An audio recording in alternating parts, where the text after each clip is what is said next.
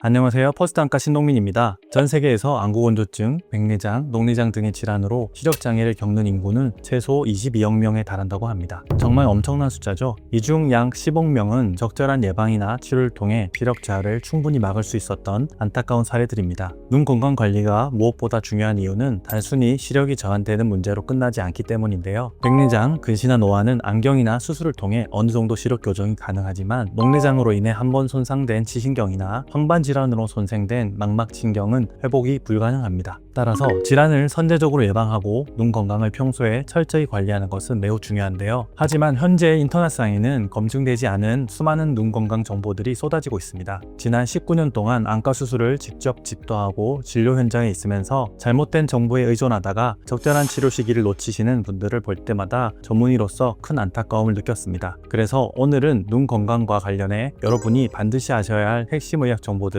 Q&A 형태로 팩트체크해 보겠습니다. 가장 먼저 눈 영양제에 대해 이야기해 보겠습니다. 눈 건강을 챙길 때 가장 흔하게 구매하신 성분이 바로 루테인인데요. 루테인은 망막의 중심부인 황반에 집중적으로 분포하는 항산화 물질로 황반 색소 밀도를 유지하고 빛에 의한 산화 스트레스로부터 망막 시세포를 보호하는 역할을 합니다. 특히 치명적인 안질환인 황반변성 예방에 도움이 된다고 널리 알려져 있죠. 하지만 결론부터 말씀드리면 이는 절반만 맞는 이야기입니다. 의학적으로는 중기 혹은 말기로 접어든 황반변성의 진행을 억제하는 데 제한적인 효과가 있다고 보아야 합니다. 미국 국립안연구소의 연구 결과에 따르면 루테인을 포함한 특정 비율의 항산화 복합 영양제는 중기 이상의 건성 황반변성 환자에서 병의 진행 위험을 약 25%가량 늦춘 효과가 입증되었습니다. 바꿔 말하면 건강한 눈을 가진 일반인이 황반변성을 예방하는 목적으로 루테인을 복용하는 것은 유의미한 예방 효과를 기대하기 어렵다는 뜻입니다. 즉, 특별한 망막 질환이 없는 분들이 굳이 예방 차원에서 루테인에 전적으로 의존하실 필요는 없습니다. 두 번째로 많이 질문하시는 것이 블루라이트 차단 안경입니다. 컴퓨터나 스마트폰 화면을 오래 시청하면 눈이 뻑뻑해지고 피로해지다 보니 화면에서 방출되는 블루라이트가 눈을 직접적으로 손상시킨다고 오해하시기 쉬운데요. 그러나 블루라이트가 망막을 파괴하거나 직접적인 안질환을 유발한다는 명확한 의학적 근거는 밝혀진 바 없습니다. 물론 야간에 노출되는 블루라이트가 수면 호르몬 분비를 교란시켜 수면에 악영향을 끼치는 것은 맞습니다. 하지만 전자기기 사용 후 느끼는 눈의 피로나 시력 저하 증상은 블루라이트 때문만은 아닌데요. 이는 눈 깜빡임 횟수 감소로 인한 안구건조증, 그리고 가까운 거리를 장시간 볼 때 발생하는 선모체근의 과도한 긴장 때문입니다. 따라서 블루라이트 차단 안경을 착용한다고 해서 시력 저하를 막아준다고 단정하기는 어렵습니다. 비싼 기능성 안경을 맞추는 것보다 근본적으로 야간에 가까이서 장시간 밝은 화면을 보는 습관 자체를 개선하셔야 합니다. 화면을 조금 멀리 두고 시청하고 글씨 크기를 적당히 키우며 의식적으로 눈을 자주 깜빡여주세요. 작업 중간중간 창밖에 먼 곳을 응시하며 조절 휴식을 취해주시는 것만으로도 눈 건강은 훨씬 좋아지실 겁니다. 그리고 눈 마사지나 온찜질에 대해서도 효과를 많이 물어보시는데요. 눈이 피곤할 때 손가락이나 마사지 기기로 안구를 꾹꾹 누르면 일시적으로 시원한 느낌이 들 수는 있습니다. 하지만 이러한 눈 마사지나 눈 운동, 이른바 눈 요가가 시력을 회복시키거나 근시 노안을 치료한다는 과학적인 근거는 전혀 없는데요. 다만 눈꺼풀 온찜질은 마사지와는 달리 효과가 입증된 의학적 치료법입니다. 안구건조증 환자의 상당수는 눈꺼풀 테두리에 있는 마이봄샘이 막혀 눈물 증발을 막아주는 양질의 기름이 제대로 배출되지 않는 마이봄샘 기능장애를 동반합니다. 이 경우 따뜻한 찜질로 눈꺼풀을 40도 내외로 데워주면 막혀있던 굳은 기름이 부드럽게 녹아 배출되면서 증상 완화에 큰 도움이 됩니다. 국제안구건조증 연구회의 글로벌 가이드라인에서도 눈꺼풀 온찜질을 안구건조증 및 마이봄샘 기능장애의 1차 치료법으로 강력히 공고하고 있습니다. 눈이 건조할 때 무분별하게 인공눈물만 저만하기보다는 하루 한두 번 정도 따뜻한 수건이나 찜질기로 눈을 데워 눈물층의 질을 근본적으로 개선해 보시길 권장합니다.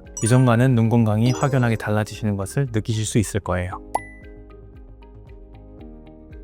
당근을 많이 먹으면 시력이 좋아진다라는 말 어릴 때부터 흔히 들어보셨을 텐데요. 결론부터 말씀드리면 당근이 시력 자체를 교정해주지는 않지만 눈 건강에 유익한 식품인 것은 맞습니다. 당근의 풍부한 베타카로틴 성분은 체내에서 비타민 A로 전환되는데요. 이 비타민 A는 망막이 빛을 감지하는 기능을 유지하는 데 필수적인 영양소입니다. 하지만 당근을 아무리 많이 섭취한다고 해서 이미 진행된 근시가 없어지거나 굴절 이상이 갑자기 교정되는 것은 아닙니다. 눈 건강에 좋은 음식은 이외에도 다양한데요. 연어, 참치, 고등어 등 불포화 지방산이 풍부한 생선 역시 눈 표면의 염증을 억제하고 눈물막의 지질증을 튼튼하게 만들어 안구 건조증 개선에 탁월한 효과가 입증되어 있습니다. 결론적으로 특정 음식 하나에만 집착하실 필요는 없고요. 다양한 색깔의 채소, 과일, 견과류, 생선을 평소 식단에 골고루 포함한 것이 중요합니다. 풍부한 비타민과 항산화 성분 섭취는 당뇨나 고혈압과 같은 전신질환을 관리하는 데 도움을 주며 이러한 기저질환 관리는 곧 망막과 시신경 건강을 지키는 훌륭한 방패 역할을 하기 때문입니다.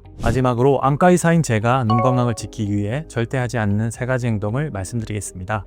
첫째, 눈을 세게 비비거나 안구를 압박하지 않습니다. 눈이 가려운 것은 알레르기 결막염이나 심한 건조증의 원인일 수 있는데요. 가렵다고 눈을 비비면 일시적으로 시원할 수는 있지만 각막에 상처를 만들어 다른 증상을 유발하거나 감염을 일으킬 수도 있으며 근본적인 원인은 해결되지도 않습니다. 가려움증이 심할 때는 비비지 말고 안과 진료를 통해 적절한 안약 처방과 치료를 받아야 합니다.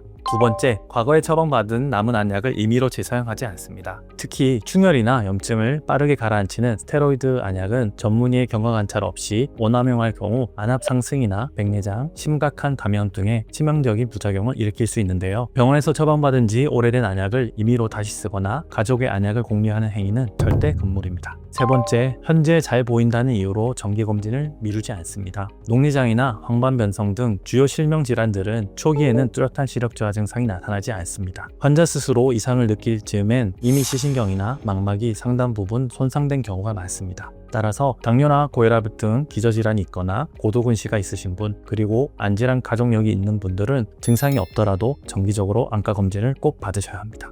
인터넷과 미디어에 눈 건강에 좋다는 상업적인 정보가 워낙 많다 보니 자꾸 무언가를 섭취하거나 구매해야만 눈 건강을 지킬 수 있다고 오해하시기 쉽습니다. 하지만 의학적인 관점에서 눈 건강을 지키는 가장 중요한 원칙은 현재 내 눈 상태를 정확히 진단받고 일상 속 잘못된 생활 습관을 교정하며 필요한 시기에 정기 검진을 받는 것입니다. 지금 당장 시력이 좋다고 해서 눈에 아무런 문제가 없다고 장담할 수 없으며 반대로 눈이 조금 필요하다고 해서 무작정 영양제에만 의존하실 필요도 없습니다. 눈 건강이 걱정되신다면 과장된 광고나 불확실한 인터넷 정보에 의존하기보다는 가까운 안과에 내원하여 내 눈에 실질적으로 필요한 관리가 무엇인지 점검해 보시길 권해드립니다. 궁금한 점이 있으시면 편하게 댓글로 남겨주시고요. 시청해주셔서 감사합니다.